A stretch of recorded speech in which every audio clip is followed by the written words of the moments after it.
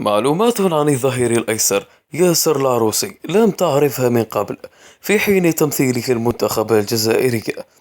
ياسر العروسي من مواليد الوادي ولاية واد سوف، يلعب كظهير أيسر من مواليد 2001. عمره 22 سنة. فريقه الحالي تشيفيلد يونايتد.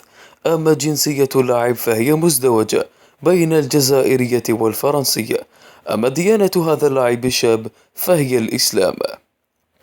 كما لا ننسى أنها قد صرحت أم اللاعب من قبل عن رغبتها للعب ابنها لصالح المنتخب الوطني عام 2019، قائلة: ابني لن يلعب لمنتخب آخر إلا للجزائر، ونحن ننتظر بفارغ الصبر اتصالا من الناخب الوطني جمال بالماضي، وهذا قبل تقريبا 4 سنوات من الآن.